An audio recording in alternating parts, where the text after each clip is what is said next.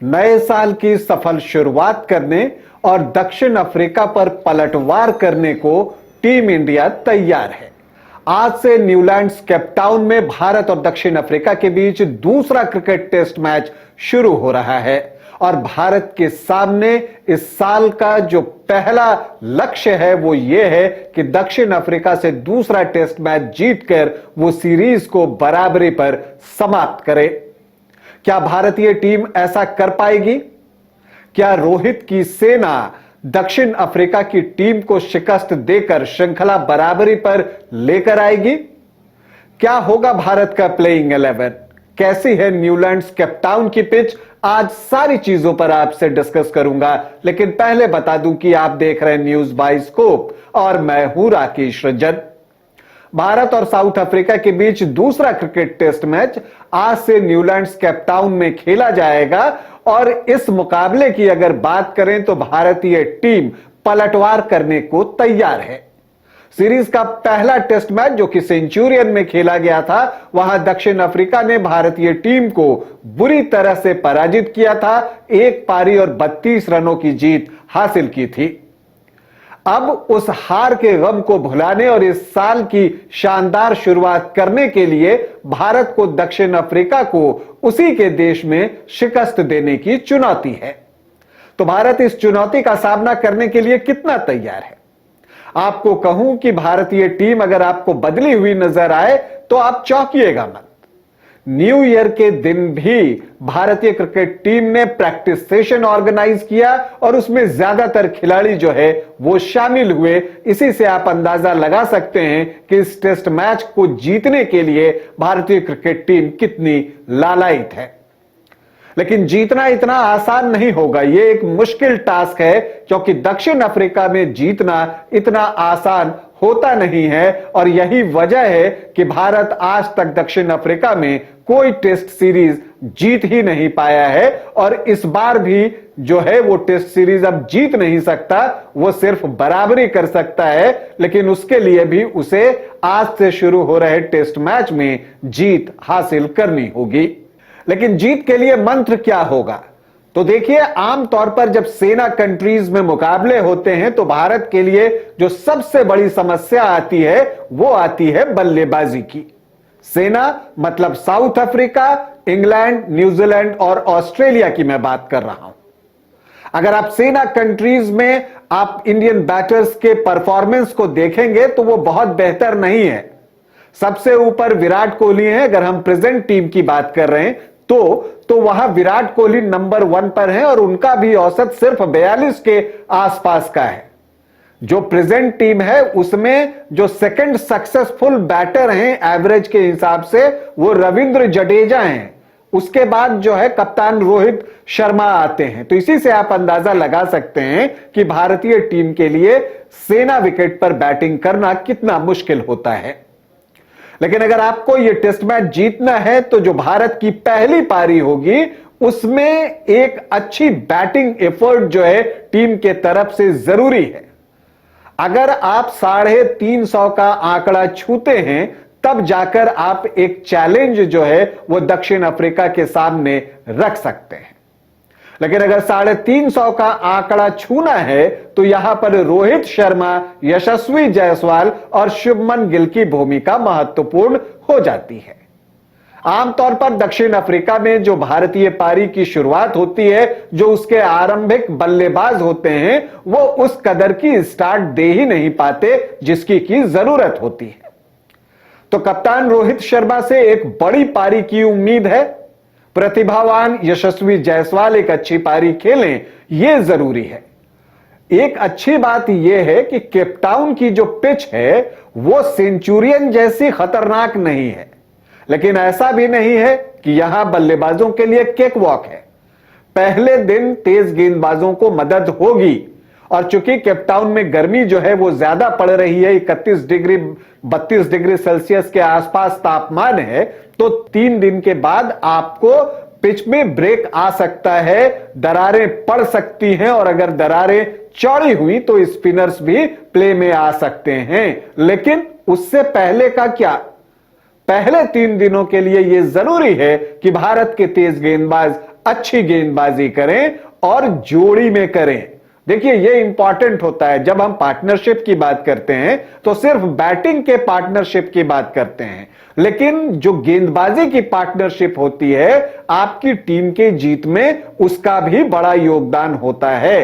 तो देखिए जसप्रीत बुमराह ने सेंचुरियन में अच्छी गेंदबाजी की थी, उन्होंने 4 विकेट भी लिए थे, लेकिन अन्य गेंदबाज जो है उतने लिथल नहीं दिखे थे। तो यह जरूरी है कि जो अन्य गेंदबाज हैं वो जसप्रीत बुमराह का साथ दें और पार्टनरशिप में गेंदबाजी करें, तब जाकर आप दक्षिण अफ्रीका की टीम को दबाव में ला सकते हैं। तो ये 2 चीजें बेहद महत्वपूर्ण है।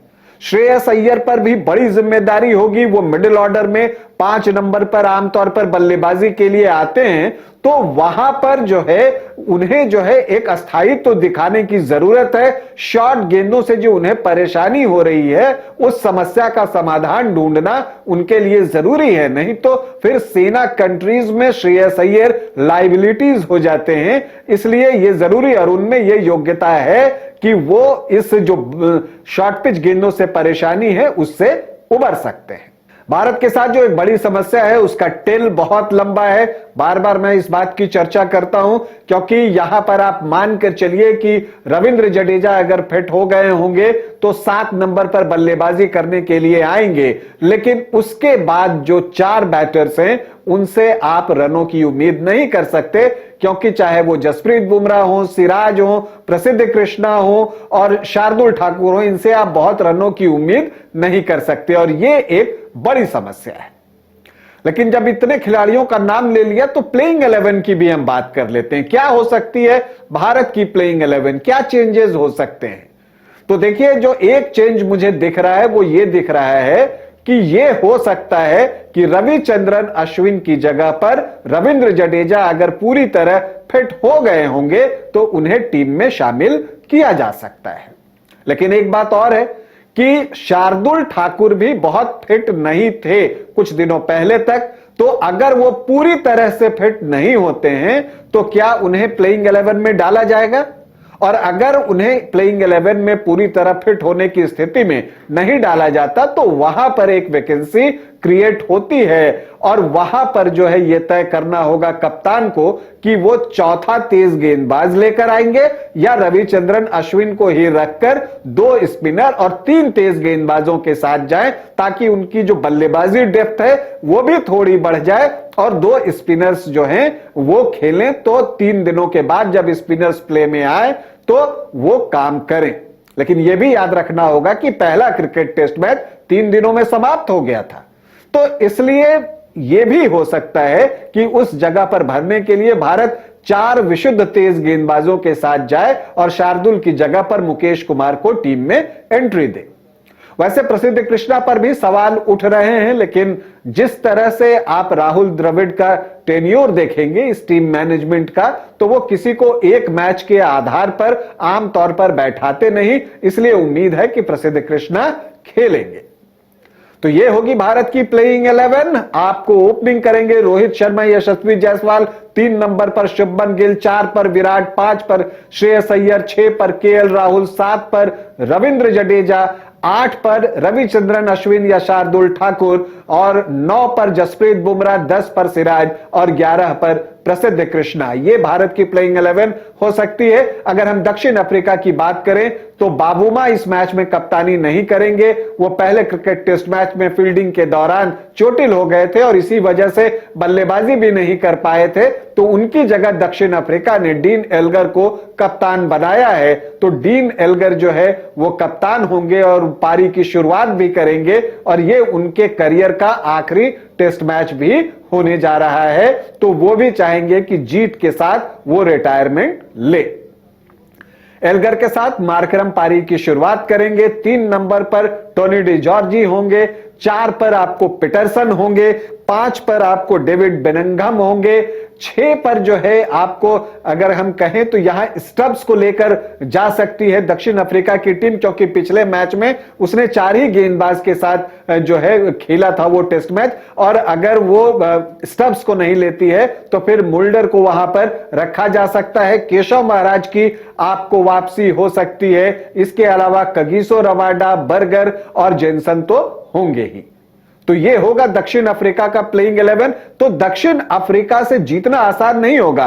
अगर आप केपटाउन के रिकॉर्ड को देखें तो वो भारत के पक्ष में नहीं है। भारत ने यहां 6 टेस्ट मैच खेले हैं, जिसमें 2 टेस्ट मैच ड्रॉ हुआ है और बाकी 4 टेस्ट मैच भारतीय टीम केपटाउन में हार गई है।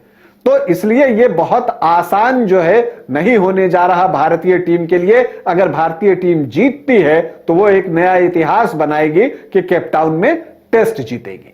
भारतीय क्रिकेट टीम को हमारी ढेरों शुभकामनाएं। हम उम्मीद करते हैं कि टीम इंडिया साल की शानदार शुरुआत करेगी, सफल शुरुआत करेगी और दक्षिण अफ्रीका से टेस्ट सीरीज बराबरी करके वापस भारत लौटेगी। अभी के लिए इतना ही, इजाजत दें, नमस्कार।